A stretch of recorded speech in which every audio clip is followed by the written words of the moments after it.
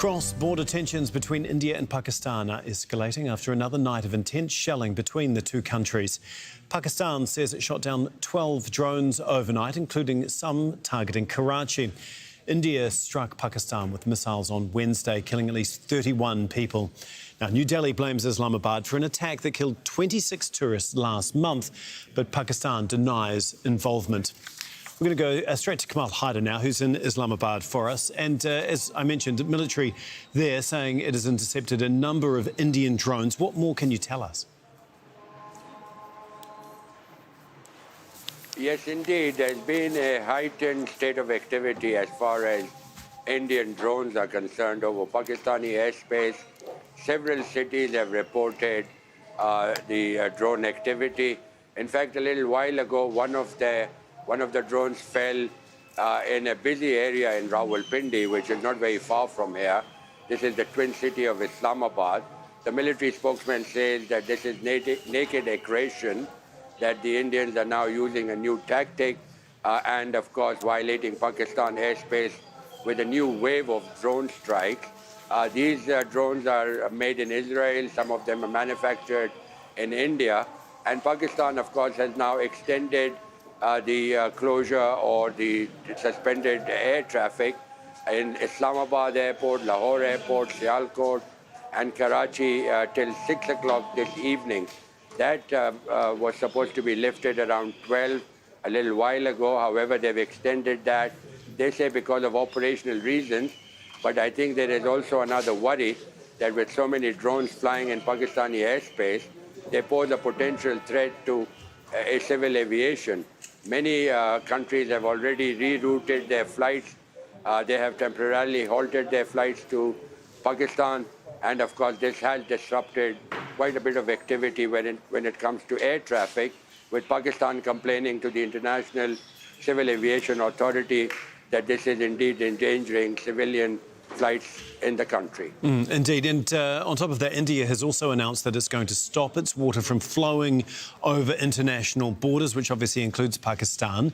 How has that been received there as a major escalation?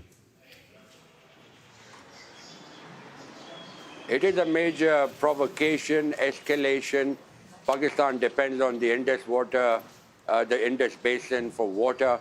80% of its people depend on it. This is an agricultural country where the backbone of the economy is agriculture, and so water is absolutely essential. Pakistan has already said that it considers this as an act of war, and so tensions are likely to mount as India uses water as a weapon. We are told that they have released excessive water in the Chenab River, which has a potential for floods in the Punjab region. So indeed, this is going to be a very thorny issue when it comes to India-Pakistan relations. Kamal, as always, thank you so much. Kamal Haider for us in Islamabad.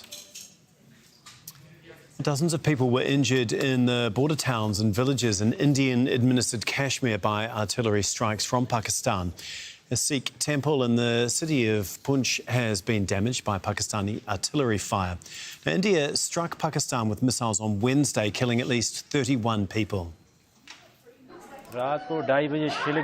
Pakistan resorted to heavy shelling around 2:30 this morning, so we had to run away. 4 of my houses were burnt. Pakistan did a lot of shelling. My son and I are injured. There were 14 to 15 small explosions during the cross-border shelling during night. Children and elderly are in state of fear and panic, and that is why they have fled their homes. Nihar Punia reports from India's capital, New Delhi.